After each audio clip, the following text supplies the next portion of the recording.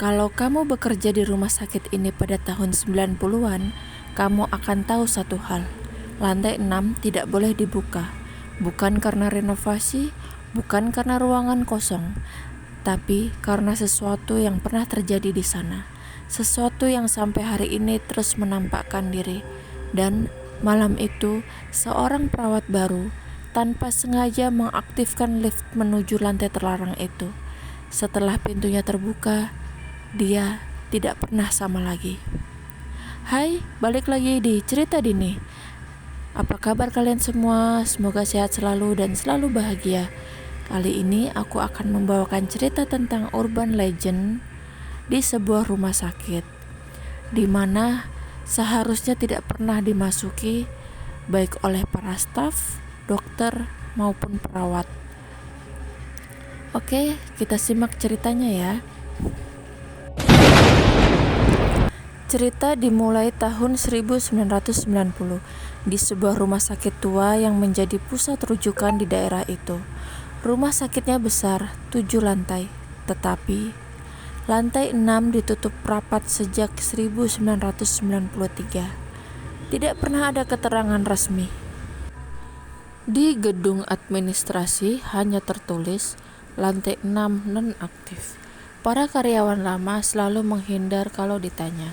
Tidak pernah ada jadwal pembersihan, tidak ada perawat yang naik, bahkan alarm lift dimatikan jika ada yang memilih nomor 6. Tapi selalu ada rumor kalau malam tertentu tombol lantai 6 menyala sendiri. Tokoh utama kita bernama Ratna. Perawat baru, umur 23 tahun, shift malam pertamanya jatuh di hari Sabtu saat rumah sakit sepi. Seniornya mengingatkan satu hal, kalau kamu patroli malam, hindari lift timur. Kadang lantainya suka salah pilih sendiri. Ratna pikir itu cuma menakut-nakuti anak baru. Jam 11 malam, Ratna mengantar sampel darah ke lab. Saat kembali, dia lewat lift timur karena capek naik tangga. Dia tekan tombol nomor 2. Lift bergerak, tapi berhenti lama. Lampu tiba-tiba kedap-kedip. Tiba-tiba tombol 6 menyala sendiri. Lift naik perlahan, seperti dipaksa. Ratna panik. Dia pencet tombol stop, tidak berfungsi. Pintu lift terbuka perlahan.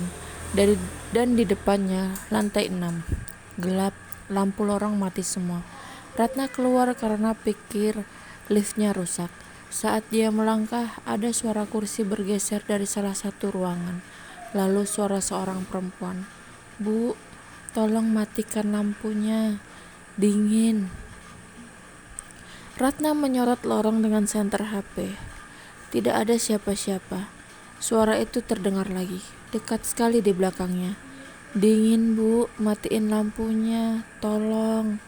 Ratna menoleh. Tak ada siapapun. Ratna turun tangga darurat sambil ketakutan. Dia cerita ke perawat senior bernama Wulan. Wulan pucat. "Kamu dengar suara pasien perempuan?" "Iya." "Jangan pernah naik ke sana lagi. Itu suara yang dulu meninggal saat listrik padam." Ratna heran. Apa hubungannya? Wulan akhirnya cerita pelan-pelan.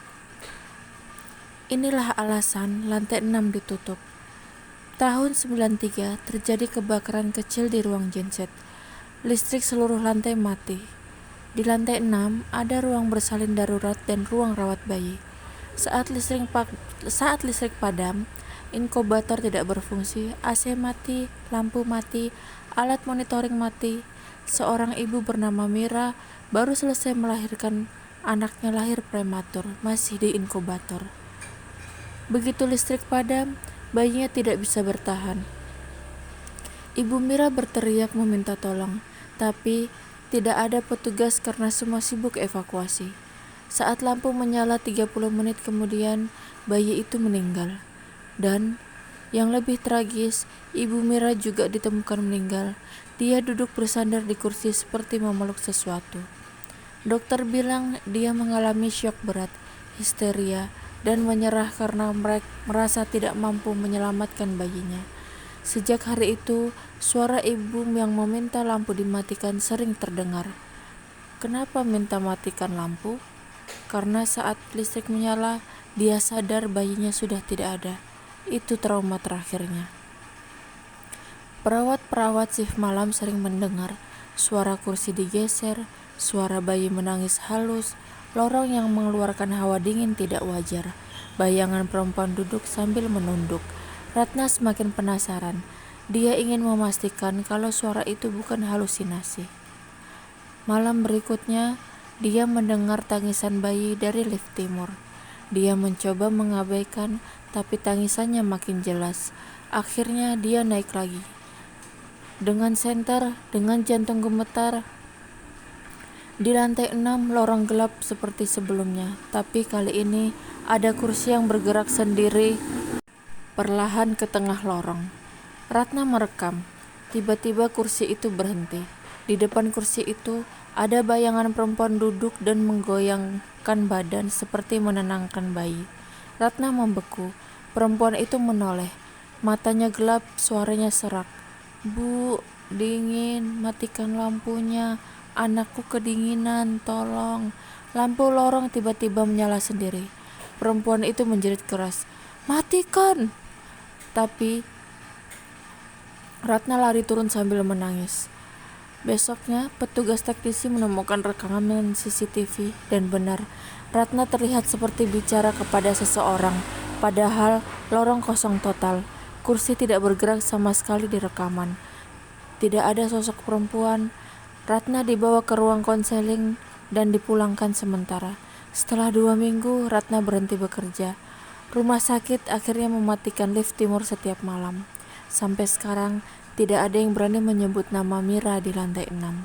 Karena setiap ada yang menyebut, tombol lift menuju lantai 6 selalu menyala sendiri.